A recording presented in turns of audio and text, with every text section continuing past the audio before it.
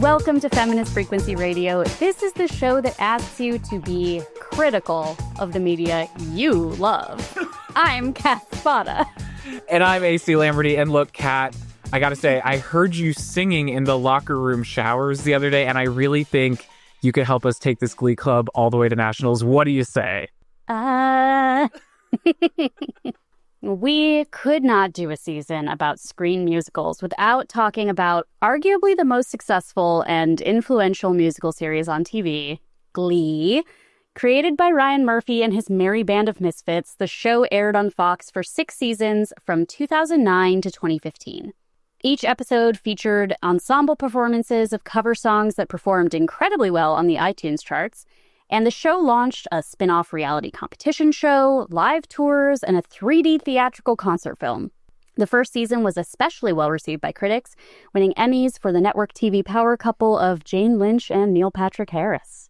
Glee makes you special. Glee makes me want to claw my own face off. You think this is hard? Try filling your own cavities. That's hard. Glee stole my husband. Don't you want me to be happy? Of course not. I'm your wife. Glee's the best thing that ever happened to me. You're gonna remember this night for the rest of your lives. Glee is good, clean fun. 2 words. Ugly. Glee is like Fashion Week with music.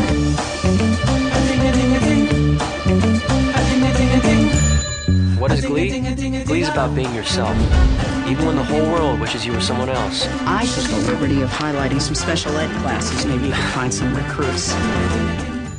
The groundbreaking show earned a dedicated fandom of self-described gleeks, can't relate, who came for the music and stayed for the musical chairs relationships between the couples on the show.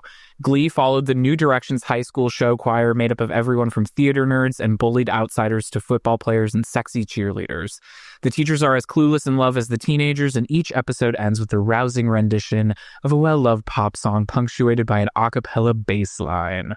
Oh, man. Listeners, I'm shaking. We've been watching Glee this week, and AC has been threatening me with frequent texts of of screenshots, GIFs, check-ins. Man, I scarcely know where to begin. I really think a brief personal history of Glee is very important. I feel like we were into different stages of life experiencing that show, and I really think that's going to color the experience. Tell me, what's your relationship to Glee, Kat? It was Appointment TV season 1. How old were you watching when Glee began, I guess? 2009. I'm just trying to think. College era for you? I was out of college. I remember I was living in my first place. Okay. That I had moved out of my parents' house because I went back home out for a little while. And then I did not get along with my housemates, but we sat together on the couch to watch Glee. That was the thing that we had in common. And I can't remember where I fell off, but I feel like it was pretty quickly. So maybe I watched season 2, but that's probably as far as I got. And so I know that later on there might be a heavily advertised season premiere or something that I would watch, and then I'd be like, oh, what? Where are they now? Demented. Yeah, or oh, they live in New York, I guess. You know, and so I kind of was there, but it was so I will say this about a season of life is that the Glee version of love songs I was going to ask every wedding I was at in my 20s. Wow, that's pretty crazy, actually. I was a bridesmaid. The only time I was a bridesmaid, I made the photo montage video for the wedding weekend, and her favorite song was the Glee version of some oh my God. Love song of what was it? A Bruno Mars song. You know? know? For sure. And I put it to that because it was no, the Glee version is the more romantic version to her. Wow. So it was very it was a phenomenon, but at the same time, I was like able to sort of like check out pretty easily once I was through with it. You were not personally, I mean, even just you mentioning iTunes charts in that, I was like, oh my God, this is like such a specific time and place. Yeah, so I wild. mean, lately I've been hearing like K-pop Demon Hunters music on the pop radio, or like I work at a college and I went to campus and it was like playing somewhere, and I was like, I think last year like Wicked had songs like on the radio, But this was like the era when Anna Kendrick doing Cuffs for Pitch Perfect was charting. Like that just feels insane and like a different time. What happened? Literally, what happened?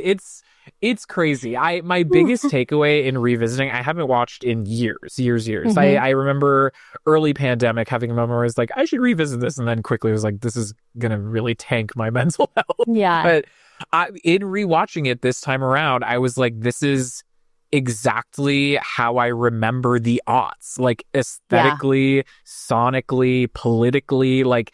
It really is a time capsule for me. I was in 8th grade when the pilot came out, and I was sat for it. I was like, I loved the Glee Project spinoff. Wow. I saw the movie with friends. That. I was not like a listening to the Glee version person, but like I was in the fandom for sure. Yeah. That said, I didn't watch anything post. I want to say it's a part in like season 5 where somebody is catfishing another student on a library computer. And at that point, I was like, I'm going to be done. I also feel like part of it was like I went to college by the end of it, and like streaming was still not as like ubiquitous as it is now. So I just was like, well, how am I going to watch this? Yeah. I think it's important, though. Like, it's an important show. And you mentioned politically, like I don't remember who I heard recently say, like, for a certain generation, there was a time before Ellen, or there was a time before Will and Grace. And I think that Glee became that touch point for a lot of people in like, honestly, it seems this was the era of Prop 8 and DOMA and like... I remember so vividly, and this is like mentioned in any kind of piece about Glee, is like in the early aughts, there was this insane spate of kids killing themselves, like in high school because they were queer. I remember in my school district in Minnesota, like 4 or 5 kids killed themselves because Michelle Bachmann was our fucking rep and was so vehemently anti-queer students. Like, that was real. That was a message I was receiving on one hand. And then Glee was like the other kind of like socio-cultural force at play. It's really fascinating, and I found a lot of it quite dark looking back on it. It really just reignited a like particular political feeling in me that was like really interesting. Yeah, I mean, obviously we are in such a regressive moment in politics now.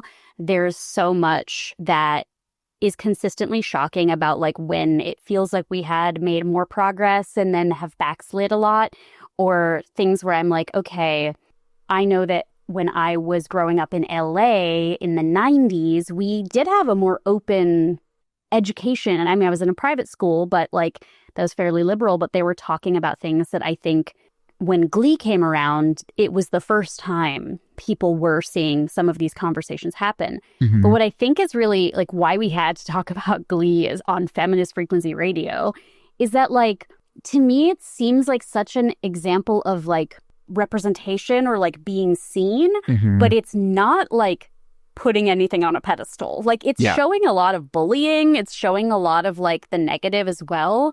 It's not just this, like, I think that some of the more recent shows like Heartstopper or Sex Education are these sort of utopias where these teens are just like, yeah, I've been pansexual and my mom supports me ever since I was 10.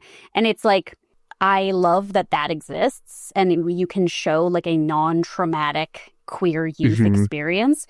But Glee being what it is and being kind of a mean-spirited show. Exactly. In my notes, I was like, this is really mean-spirited, like at its core, which in some ways like really does work for me. Like I think there are moments where that is incredibly warranted, and especially like kind of punching up moments that are genuinely very funny and like in the know.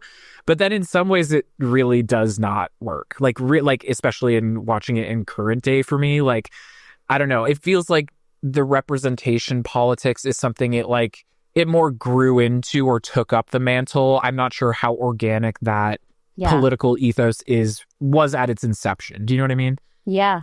I wanted to take a moment to visit Popular, which was Ryan Murphy's first TV show. Have you ever seen this? No.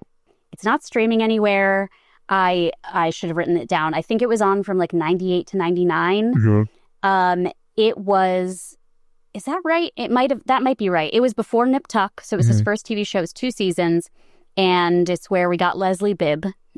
She was there were kind of 2 central girls that this show was about, like the popular girl and the girl who looks like Megan Fox, but is not popular. Sure. Right. And I did like pirate and rewatch the first episode because I just wanted to remember like his first show, which was about high school and which I remembered watching with all my friends when we were young teens.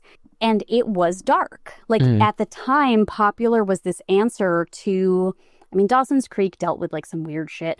There were very special episodes of every teen show. But Popular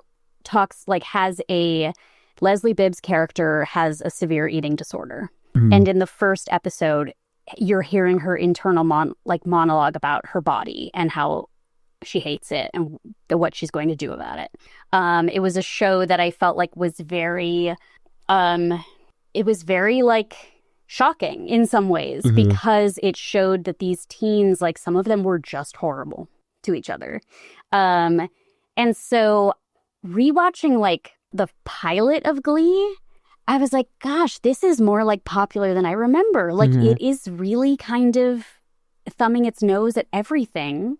And it feels like satire. It doesn't feel like Ryan Murphy set out to make a show about like a gaggle of friends in high school. Not at all. No. And I really think he, with all of his work, like fancies himself someone who is like unfiltered and edgy and really gets at the heart of the matter and, you know, is proud of that. And again, I do think that works in some way. But yeah, I think watching the pilot especially, it's like, oh, I'm not sure how authentic the like politics of inclusion are. But I don't mind that per se. Yeah. You know what I mean? That's what made me feel like this is exactly what it felt like for me to be in high school. Like Did it feel like a Midwestern? Absolutely. 100%. Okay. And I do think they nail some of the class stuff as well. Like all of the Midwestern Ohio kind of class stuff really resonated with me actually. But yeah, it's just, it gets to this kind of uncanny feeling once you get into season 1 and season 2, and then it really just spirals from there. Like this uncanny feeling where one scene is incredibly harsh and mean-spirited, and then the next is like soap opera, saccharine, earnest, corny boots. You know what I mean? Like, oh, it's whiplash. It's huge whiplash. Yeah, I guess I don't know which episode. I think we both rewatched. Maybe it was sectionals or something, and I do feel like this is how I remember Glee, is like very like token on token on token. Yes. And I think to some extent that was to really great effect. Like I know that like the actress with Down syndrome who has a lot of scenes with Jane Lynch, like she has become like I see her on TikTok. I see her, people for years have like looked up to her as one of the first actresses or actors with Down syndrome to like be successful on like a huge show. And I think her character is portrayed in a whole sort of way. But then they would have these like the way that they treat Artie's wheelchair. Yes. And I was going to say, in particular, the ableism in season 1 is crazy. Like it's really pretty gross, like, and that's where the mean-spiritedness like does not work. And similarly, I feel that way about like some of the black characters, like Mercedes, and just like side black characters that they put in for punchline purposes most of the time. Like, yeah, there can be some pretty gnarly stuff in there. Yeah, I mean, I remember like there's a lot of, this is very of the time, and this is what makes it feel like the aughts, is like we have an Asian actress playing an Asian character making an Asian joke. Therefore, we're cool. Like, yes, exactly. And there's a lot of that with Amber Riley and Jenna Ushkowitz and Harry Shum. Like, as the central, I guess, people of color who are in this cast, like where it's just like they're tapped in as needed for that like levity or when they need to like make a point about something. And I don't even know where to begin with the Kurt character. Here, I wrote down a... Could you please take it from there? Okay. In many ways, I'm like, they actually nailed it with Kurt. That's just Ryan Murphy's like id speaking in some way. Like, I don't know. But I watched the episode. Oh, man, it's a soap opera. The show literally is just a soap opera. It's crazy. I don't think it's worth explaining the plot. But basically, if you're unfamiliar, Finn moves in with Kurt because their parents start dating. And there's a whole thing where they're, which also happens in Popular. That's what happens to the... Yeah. And at one point they're talking about like their bucket lists or whatever, and Kurt says, "Okay, on top of my bucket list, this is so long. It's from so long ago. This is embarrassing. Become CEO of Logo." And I was like, "That's fucking hilarious." It's Okay, so I love that so much, and I like in our Patreon bonus this week, we're going to talk about Sex and the City, which is the groundbreaking show that I watched in middle and high school. And because I've been watching so much Sex and the City, I found out that Sarah Jessica Parker had a role on Glee. And so she did. I just went to YouTube. I was like, I can't watch another full episode of Glee. Did you just see it come over me in a wave, realizing which character she is? The Thanksgiving episode, Rachel's at Miata. They're having, oh my God. So she is playing the head of Vogue.com or something who hires Kurt because he has a good Pinterest page. It literally is like whatever. We're pivoting to video. Like it's the most 2014 thing. But the clip I pulled up, like literally just the title of the clip, I was like, I might walk into traffic. It was "Let's Have a Kiki / Turkey Lurkey Time." Did you not watch it? Of course I watched it. It was was chilling. The wildest thing I've ever seen. Having no context to, at the time, I didn't even know what her role was.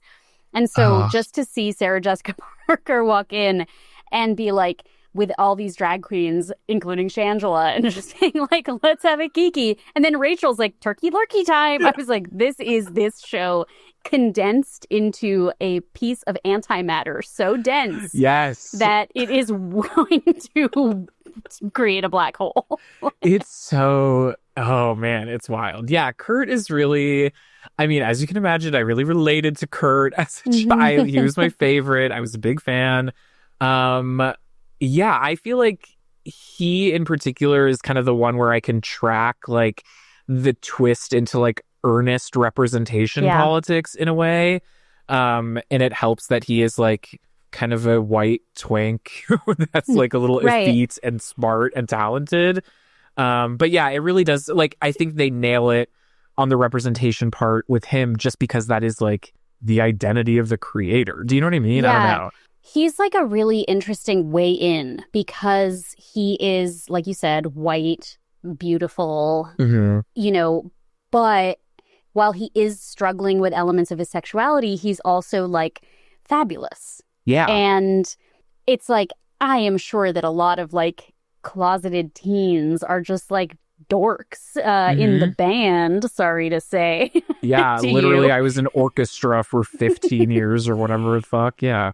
And, you know, he's in show choir. Like, but he's sort of like, you don't look down on him, but you also see why he's trod upon. And I do think that he's not trans, which I will get to shortly, but continue. Please. But like, there's then the modeling of the relationship with his father, which I think is really, again, important. Yes, like that there's some good shit there, honestly. People were watching this show who probably had their fucking hearts and minds impacted by seeing a loving father who was very butch, dealing with his son and how to like grow with that. For sure.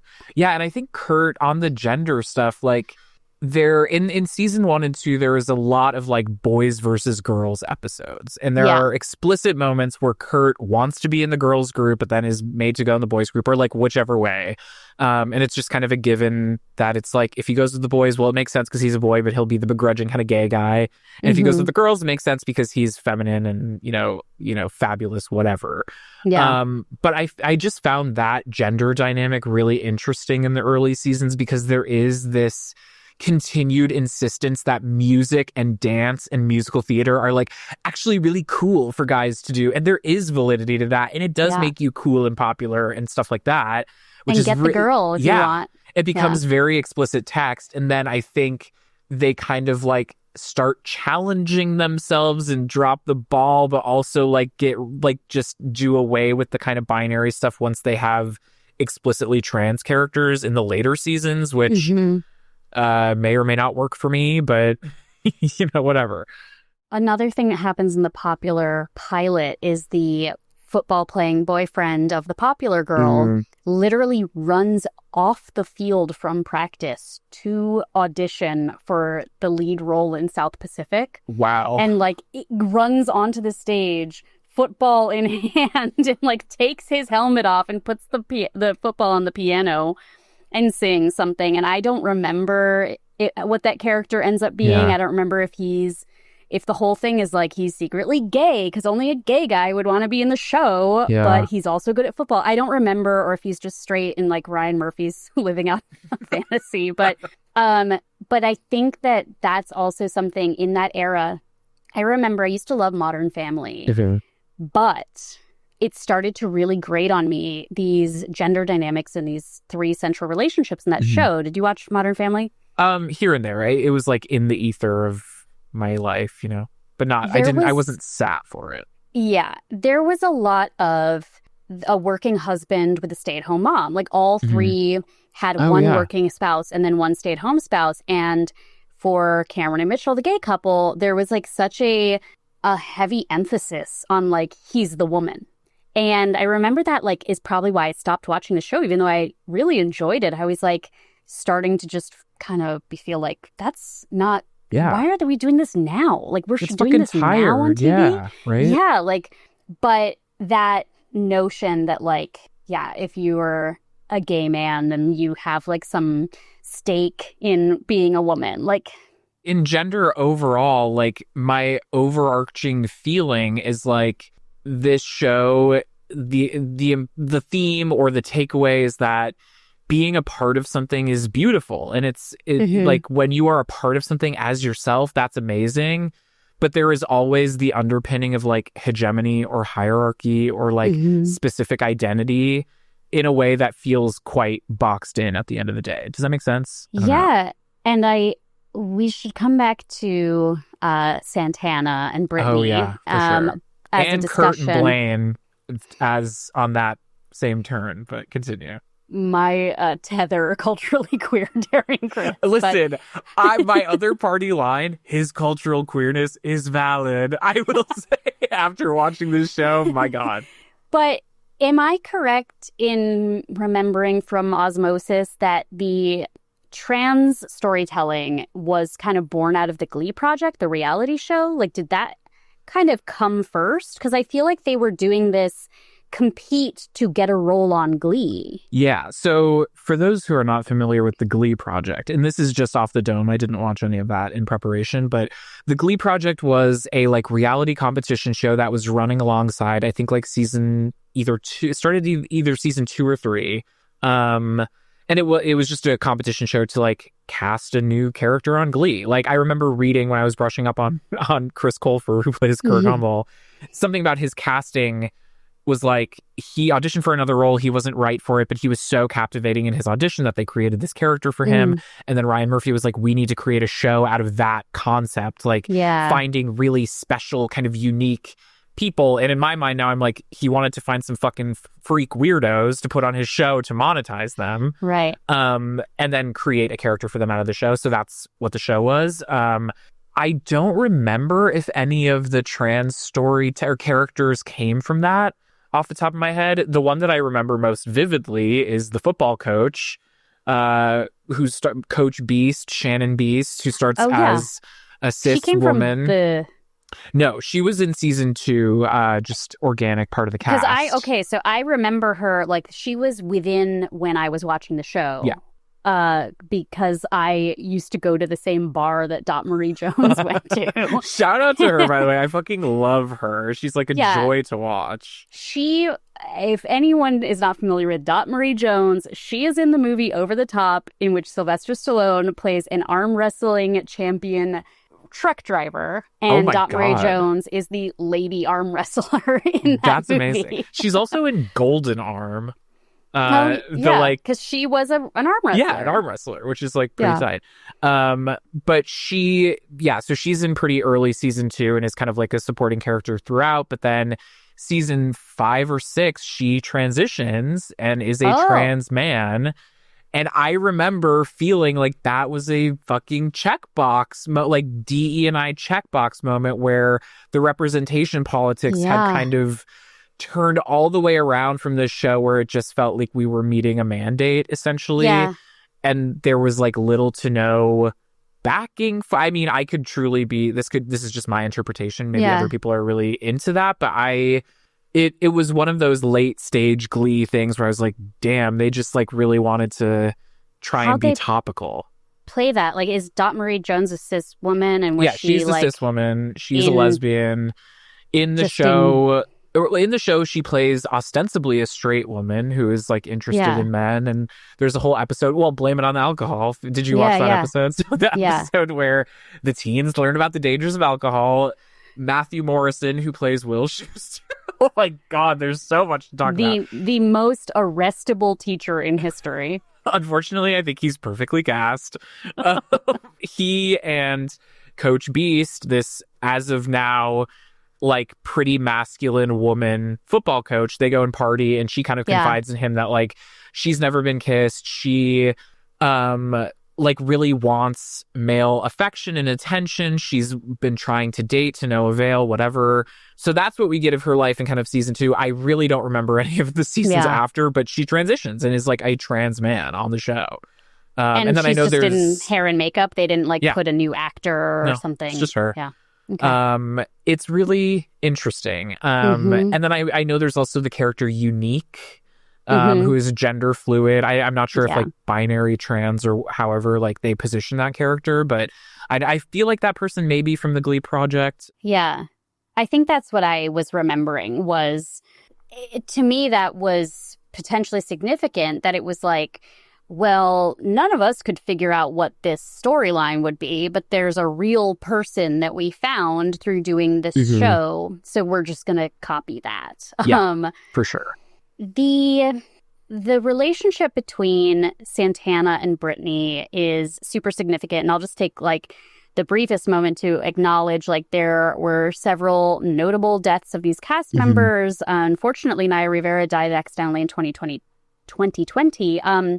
But she, like the actress, I think has been really lauded over the years as being one of the first like Afro-Latina characters on television who was talking about sexuality in a way that I think like I've heard from a lot of people. It's like that was super important to me, like the way that she isn't sure how to identify, how to talk to her grandmother, like those things I think were handled nicely and like authentically, whatever that means, like heavy quotes, but like it does feel like she had some kind of authorship in that. Yeah.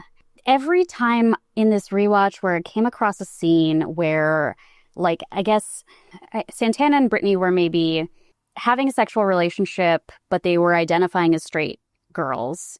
And then they were also in relationships with boys.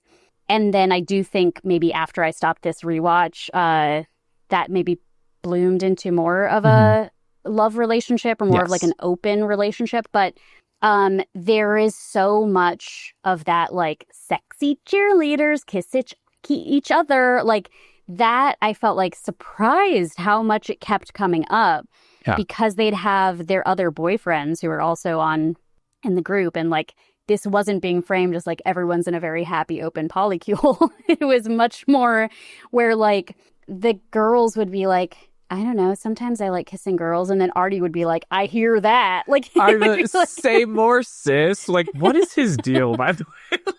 Artie is also like, he's talking like he's a fed pretending to be a teenager. Like, they're all older. Like, that's de rigueur. But, like, he talks like, how do you do, fellow kids? Yeah, him offering Bloody Marys to people when they're hungover. I'm like, you're 95. It's crazy.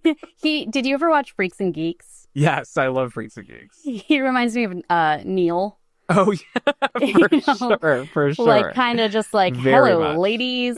So there's just like, they were happy to play into that on the show, that like, it's very sexy that girls sometimes touch each other, and it doesn't necessarily have to play into a real queer identity until, you know, thankfully, eventually they broadened that. But yeah, and again, it's this is like also something I was musing on while watching, was like, I really feel like the takeaway that I got as like kind of subconsciously as a young person watching this, who I really don't know how I would describe my gender or sexuality at the time, besides just like knowing something was off. Like, the overwhelming message I got from the show was like, it's admirable and good to be yourself publicly, but it does come at a great personal cost. And it will, like, it will be hard, and it will not, like, I don't know. And I really feel that with Santana and Brittany in particular, and just like, even when they are not officially when they are not officially out publicly together, it is just kind of a like throwaway sexy cheerleader, whatever kind of dynamic. I suppose we should get into also these grown-ups in this cast, because I actually think the story of Will Schuester is that as well. It's he's trying to live an authentic life. Yeah.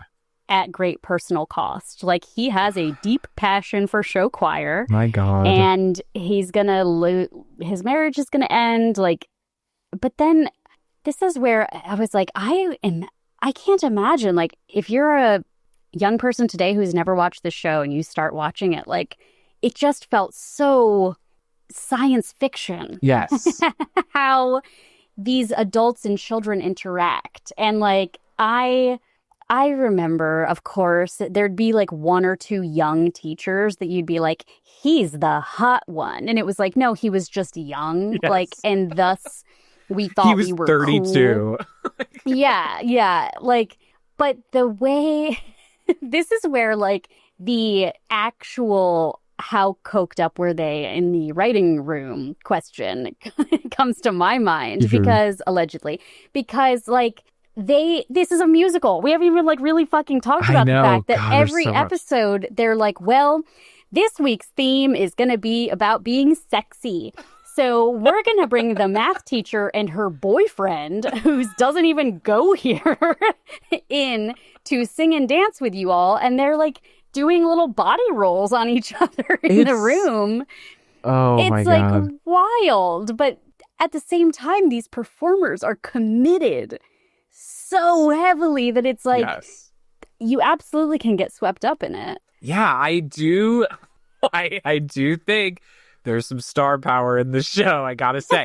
I think it's like pretty amazingly cast in the first season. Like, it's, I do think Matthew Morrison is a really good Will Schuester, and I think he should never do anything else in his life, which seems like that's what he has been doing. Talk to me about Sue Sylvester. Oh, bitch. I was laughing my ass off, unfortunately. I found Jane Lynch amazing, like sublime. Like, I don't know. This was like her coronation, right? Like, Jane Lynch had been in Christopher Guest beloved movies. comedy figure, character actor, comedian, and she's been incredible in other things. But like, this is one of those where it's like the character that when in her in memoriam segment, it's going to be Sue Sylvester.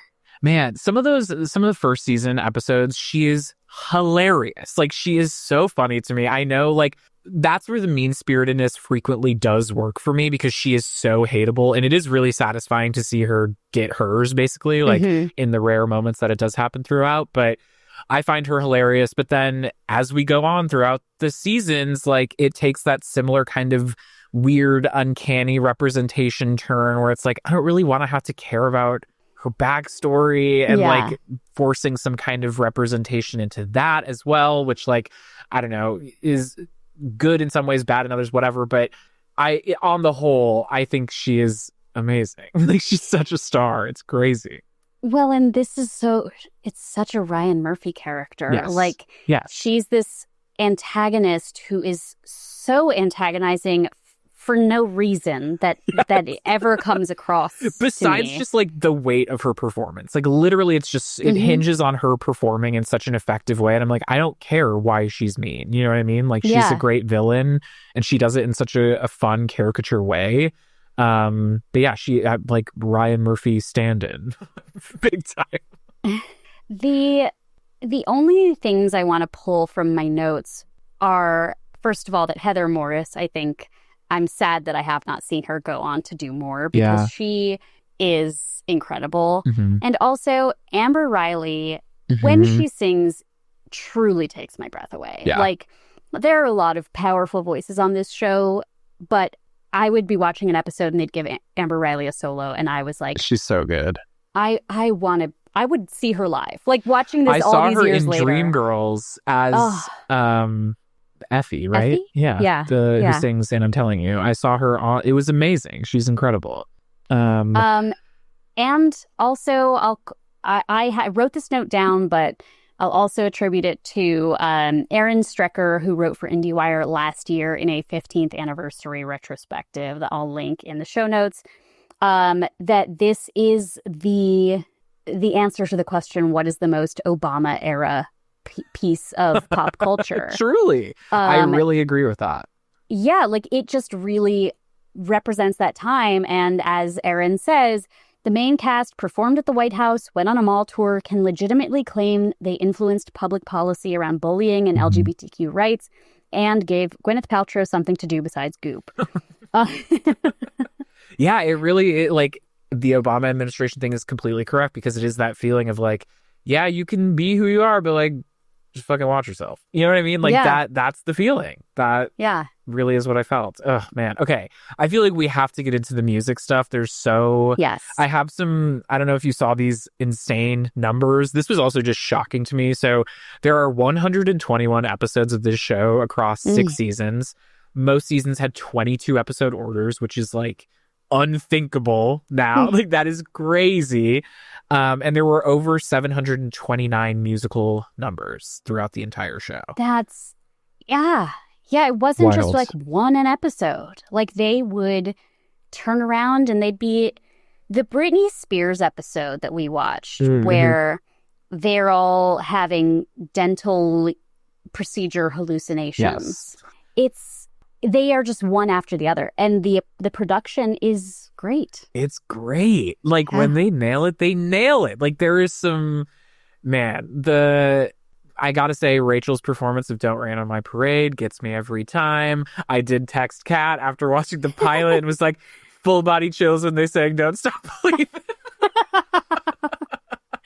I had an insane... Okay, I watched the episode where they're all like, we need to lose our virginities or whatever. And Kurt and Blaine, the gay couple, Blaine, played by Darren Criss, in his first kind of like significant screen role, they like go to a gay bar for the first time, whatever. I remember watching the scene in which Darren Criss is dancing to Roxy Music and is like, I fucking love Brian Eno. And I was like, oh my God, he's the hottest person I've ever seen in my life. I remember that. It's just like, truly the musicality, man, it's just, I am really fascinated that this existed at the time that it did. And I am so curious why you think it like popped off as the phenomenon it was as a musical. Like, that's really so confounding to me in some ways. I really think that's the Obama era to me. Is that something with that level of pep was like, okay, first, a few things to respond to. First of all, God bless you, Leah Michelle, but that just made her doing Don't Rain on My Parade just made me want to watch Plasma's version. Oh, so, sure. Yeah. I will link the incredible performance of that song by drag queen Plasma in the show notes. the very first line of this TV show is a joke about waterboarding. The very first line. And like, I just feel like that 2008, 2009 moment was like, we did it. We did it, America. Don't worry about George W. Bush anymore. Don't worry about that. Are we going to do any of that anymore? Don't worry about it. We're here. We did it. And like the fact that you could be watching Fox every week and be like bopping to these songs. Yeah. It just feels like something. Even you saying Fox, I'm like, what the fuck? That's crazy. I know. Yeah. Like it's this like sort of wholesome and like ready to dance. It's very like Pharrell's Happy. I was literally going to reference that exact song. Like, exactly. This just feels like a mood that we were in as a country. Yeah. And I think that it was a mood that was naive. And short-sighted, ignorant, and also like it was just like a happy pill that people wanted to take, you know? But that, I just think this is why that caught fire. That's why the show was able to like be the thing it was. And then they were like spoonful of sugar, these like social issues where like you might kind of be laughing at it. And at the same time, you were probably hearing about stuff that wasn't elsewhere being talked about on TV. Totally. I also feel like there must be the Venn diagram somewhere of like musical stand-up at the time. Like I feel like Bo Burnham was starting to pop off on YouTube. It's like Garfunkel and Oates, I think, near the end of Glee. Like there was just kind of an appetite for musical comedy too, which I don't think exists in the same way right now. And like you and I were talking recently about when we were talking about The Naked Gun, I think in our bonus episode, we talked about SNL, Lonely Island, and how like the digital short was able to catapult these cast members to stardom because of the YouTube era. And I think that you had like, not everyone knew how to access YouTube. Like there was the people who did and who were watching Bo Burnham clips and Smosh or whatever. And then Glee was probably a moment when like a song clip would be out there and you could just like be seeing it in a way that if you weren't watching the show, it was like digestible to be like, oh, everyone's talking about Don't Stop Believin', and I saw that clip on YouTube. Someone sent it to me, and you know that iTunes element. Era.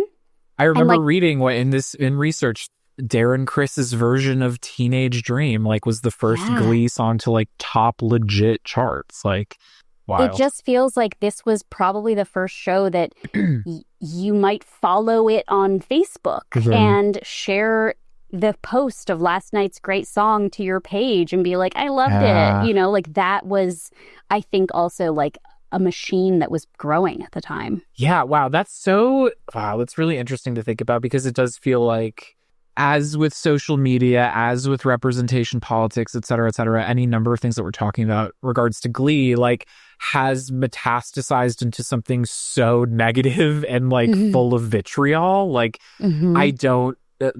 Glee would be eaten alive on Instagram if it were premiering now. Do you remember the show Rise? Starring, no. Oh my God, what's his name? I remember it existing. The How I Met Your Mother guy. Neil Patrick Harris? No, the main guy. Hold on, I'm Googling in real time. Josh Radnor. Yep. Inspired by a true story, a working class community is awakened when its high school theater program takes on an unconventional new leader.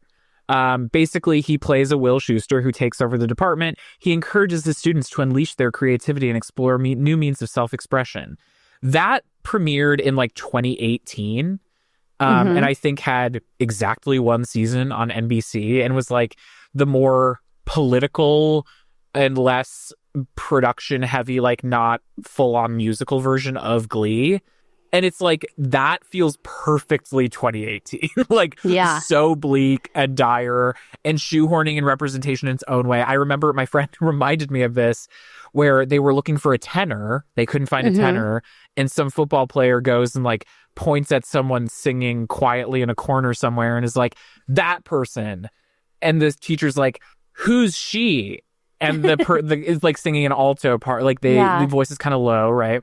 And the person is like, actually, that's a he, and it's a trans guy who they're gonna have like it's oh my god, it's like it just morphed into this like weird funhouse mirror of an already funhouse mirror, and I feel like Glee's the cultural moment it was in has just metastasized into something so horrific. Like, oh wait, nobody could have anticipated, really.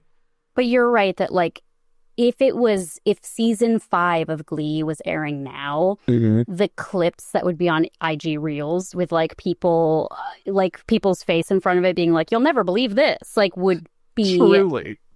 Okay, I need to take a little Josh Radnor digression, please, if I may. I just want to read you the most cursed thing I feel like I ever read. Like the fact that you said Josh Radnor and I knew exactly what to look up. Last year, like I said, cursed through and through. Last year, he went on Mayim Bialik's podcast. No.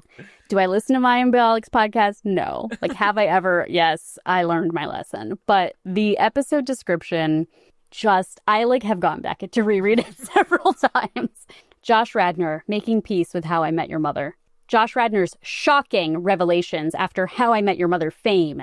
From alcohol addiction to ayahuasca journeys, Josh reveals how he found his true self beyond Ted Mosby. Josh opens up about the dangers of porn and the despair he found himself in after his quick rise to fame, including his reliance on alcohol, weed, and interactions with women to cope with stardom. Wow. He also discusses his spiritual journey, quote, God is a verb. His struggle with like I would get along with this man so well. He's like, talk about somatics with Josh Radnor. His struggle with overemphasizing the opinions of others, how he sees himself through his Enneagram and attachment style lenses, and how ayahuasca changed everything for him. Oh my God. From quitting alcohol to overcoming the fear of death. There's actually like a lot more left I in need this to queen out with Josh description. Radnor, actually. That's amazing. I just had to take that step into madness. Man. Yeah, I mean, this... I will quote Wikipedia that says that in the first season, social issues explored include sex, relationship problems, homosexuality, teenage pregnancy, disabilities, acceptance. But this was also, like you just talked about some of its commercial success, this was a very critically acclaimed show. And so, AC, I have a secret game for you. Let's fucking go. I came up with a game late last night that I am calling Blue Ribbon Believin' because Glee won so many goddamn awards. Oh, let's go. I feel like I might actually slip.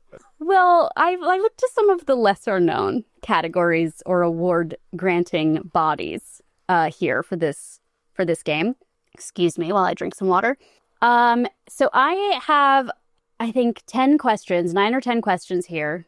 And your answers will determine, I don't know, your entry into heaven. If I get the solo in the next production. Yeah. And because some of these are really dense, I will also paste them in the chat. So, the Lesbian/Bi People's Choice Awards, voted on by visitors to the website AfterEllen.com, voted for whom to win the 2010 Favorite Female TV Star Comedy Award? Oh, okay, 2010. If the first season was 2009, this could be... I'm going to say Jane Lynch. I think there was no other lesbian at that point. Correct. Yes. Jane Lynch was the Lesbian/Bi People's Choice Award winner as voted on by visitors to the website AfterEllen.com. Great. The Gay People's Choice Awards, voted on by visitors to the website AfterElton.com, voted for whom? Elton? I did not know that existed. I need to become editor-in-chief. Call me Kerr Hummel.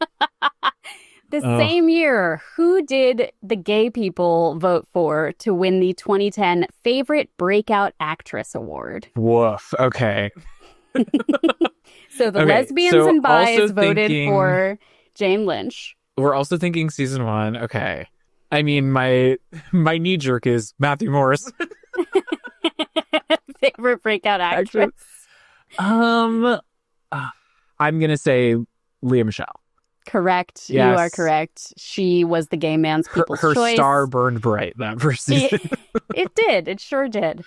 Also, I mean, I can't believe, like, her character introduction is incredible. Yes. She has 2 dads, which is also startling. First episode of a show, news, a white dad and a black dad.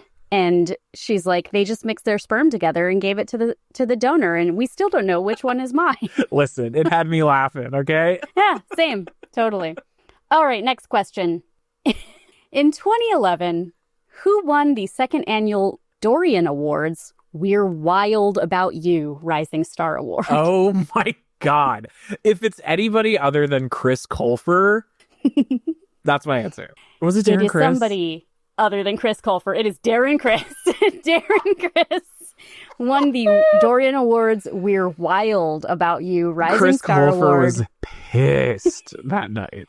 I wonder, like, if they asked Chris Colfer to present and he was like, I actually have another obligation. I decline. Oh my God. See, how can you deny his cultural queerness when he literally won a Dorian Award? Agree. Yeah. Okay. Next question. Which actress has won an Oscar, a Golden Globe, a SAG Award, a Women in Film Crystal and Lucy Award, and for Glee, an Emmy? Wow, that WIF shout out really took me. Okay, I'm thinking guest stars. We have Idina, who has not won an Oscar. So I'm going to say Gwyneth Paltrow. She won an Oscar. Definitely. Yes. Just Gwyneth Paltrow. And, like, she is a pretty big... She's in the show a lot, but she's married to Brad Falchuk, right? Yes. Who's one of the show creators. Correct. And she's also great in this show. Yeah, she is a good actress. I'll tell you that much. When she Say does, what you want. When she does Forget You, the CeeLo Green radio edit, it's really good. Oh, briefly, I don't know if Idina will come up, but Idina Menzel plays Rachel Berry, Lea Michelle's mother, who, whatever, they reunite by some crazy circumstance, but they do a piano rendition of Lady Gaga's Poker Face that is unforgivable. I hate it so much. It made me mad. Listen, it's a mother-daughter sensual ballad version of Poker Face. So bizarre, if I remember. Yes, you're and correct. that was just because, like, for years everyone was like, "Wow, who's this girl, Lea Michele? She looks just like Idina." Yeah. And they both sang. Just speaking of Gwyneth Paltrow, did you see the, like, quotes from sources that are on the back of the unauthorized biography that's just come out? No. I might pull those up. Maybe we'll talk about that in the shit, bonus. That's fascinating to me. Okay, yeah. It's all very good. All right. Back to the quiz. Blue Ribbon Believin'. Next question. Who won the 2014 People's Choice Award for the category Favorite TV Gal Pals? Oh my God. Well, it has to be Naya Rivera and Heather Morrison. That's what I thought. It's actually Santana, Naya Rivera, and Rachel, Lea Michele. What? So you get half a point. That is so funny. They I don't know if that was in on the joke at all, but that is really funny. It just, to me, when I saw that, I was like, TV Gal Pals is so obviously queer-coded. Lesbianic. And then they were like, what about Rachel? Like, did Lea Michele's publicist get on the horn? Did they become... Whatever. That was too far afield for me to rewatch. I don't know if they're friends at that point. Whatever. Well, we'll take it back to season 1. Who won the 2010 Teen Choice Award for Choice Parental Unit? Well, Matthew Morrison? No. It has to be Kurt's very supportive father, Burt Hummel. Burt Hummel, as played by Mike O'Malley, host of Nickelodeon game show Guts. I gotta say, the moment where Finn calls Kurt a slur and his dad overhears it and stands up for him is very touching. It brought a little bit of a tear to my eye when I rewatched it. It was pretty well done. They sometimes get it. I don't know. It's so weird. It's like they spin a wheel. I appreciated the scene where Darren Criss is worried that Kurt is asexual or something, and so he goes to his friend's dad and is like, "You better talk to your son about gay sex because he won't hear it from me." You know, that happens a lot. Kurt is frequently like, "And could you educate yourself so when I have questions I can ask you?" That's very Tucker Carlson wants to he wants to interview Pete Buttigieg about gay stuff because he thinks Pete Buttigieg is pretending to be gay. That is... And like Tucker's going to ask him questions. He's literally going to ask him questions about gay sex that he doesn't think Pete will be able to answer. And in many ways, I don't think Pete will be able to answer, to be fair. But Tucker will. He will know. It's wild. So crazy. Wow. All right, we're back in 2010. We have 3 more questions. Great. That same year, who won the Teen Choice Award for Male Scene Stealer? Ooh, okay. In my various readings, and there were so many Teen Choice Awards bandied about for this guy. Okay, Scene Stealer. I'm going to say Corey Monteith as Finn. Good guess. This was Chris Colfer's year. Oh, shit. Chris Colfer was the Male Scene Stealer. Wow, but good for him. Who lost that year for Male Scene Stealer? I'm like, who was nominated but lost? Was it Kevin McHale who plays Artie? Oh, gosh. Always a bridesmaid. Unfortunately for everyone involved, no. Matthew Morrison lost that category. That Chris Colfer Audiences won. didn't take well to his acapellas arc in season 1, where he starts an adult male acapella group. Yeah. Wow.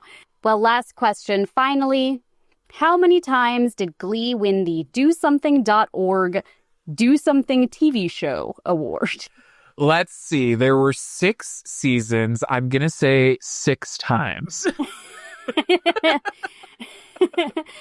Amazingly, they only won twice. Oh, which years? I'm so 2010 curious. and 2011. Yep. That's about right. And then Pretty steep drop-off. DoSomething.org also stopped tuning in. Oh, that was amazing. fun. Thank you. I thought about putting a game together where I was going to come up with like a fake storyline, and you would have to guess like which of the 4, which were real and which was fake. But I couldn't descend into those depths of my imagination. No, and I have to say, there is 1 billion Wikipedia pages about everything. Like, it's crazy. The extensive amounts of writing about every episode, every character, like, it's wild. There's some deep lore on these 22 episode seasons. It's crazy. Yeah. Well, I'm really glad that we did cover it for this musical season, because there was a lot there. Actually, It's there unlike was so much to anything discuss culturally that I have experienced. And that was like that formative for me, weirdly, you know? Yeah. Are there any other, like, I'm thinking of like Crazy Ex-Girlfriend, which was a longer running musical series, but otherwise it just feels like kind of one of one in a way. So for our movie episodes this season, we have Letterboxd lists of kind of recommended viewing that relates to the topic at hand. For this, because it's TV that we're talking about, we can't do Letterboxd, but we'll have a post up on Patreon that'll be free, just accessible. That's like where we'll host it, with the recommended viewing related to this, because I actually watch a lot of musicals on TV, I feel like. I don't. I would love to know what's good here. Yeah. And I feel like there's such a big list of musical episodes that a regular TV show does. And so many of them are like really memorable. Obviously, Buffy is like a big one. Then it's like random, like Grey's Anatomy had a musical episode. Why? Scrubs. Why? Community. I really loved Grease: Rise of the Pink Ladies. Oh, yeah. I love that. It was a 1-season wonder and took everything that is criticizable about the Grease cinematic universe and spoke to it. Cool. And it's so cool. It is like the ultimate girl power show. Like, it really has such great, like, teenage girls who don't want to be sexualized. Who plays Rizzo? That's like one of the characters of all time for me in musicals. Yes. Okay. So actually, Grease: Rise of the Pink Ladies is a prequel to Grease. Oh, okay. And so one of the 4 main girls, they like start the Pink Ladies, and one of them has a kid's sister who is Rizzo. Oh, cool. And is like, I like that. Like eager to like be like her cool big sister.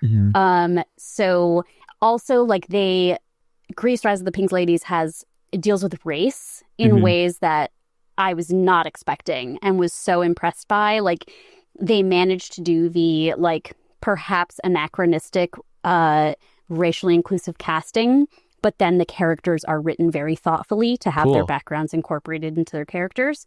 So highly recommend that show. And then Crazy Ex-Girlfriend was also sort of a phenomenon Yeah. that came like shortly after Glee, I think. They're doing a little anniversary tour. Yeah. I was coming not up. a huge consumer, but the stuff I did watch, I think that was also kind of a like streamer issue at that time. Where it's Yeah. like, I just don't know how to watch this, which, man, I wonder if Glee would be different if it were streaming only. Like, whatever. Anyway, that's a whole thought experiment. But I did like what I have seen of Crazy Ex-Girlfriend, for sure. Yeah, I really did like it, but then I started to take issue with the way that they dealt with mental health. And you know that Rachel Bloom, like, she's very thoughtful, like she deals with mental health and she was showing stuff in this character, but there was some flippancy about it. Yeah. I say after describing Glee as insane 100 times in the last hour. But in the way that they handled it with the show, where I just felt like, oh, that's nice. That's wrapped up with a nice bow. Yeah. That I sort of wished for everything else that they shone a light on. I wish they did a little differently, but Yeah. I would give that a rewatch for sure. Cool. Great. Well, that is our show for today. I feel like I wouldn't exist without Glee, and neither would our current presidential administration. You are absolutely right. And I'll leave it on that. I was about to ask some deeper, darker questions, but Save that for the bonus. yeah.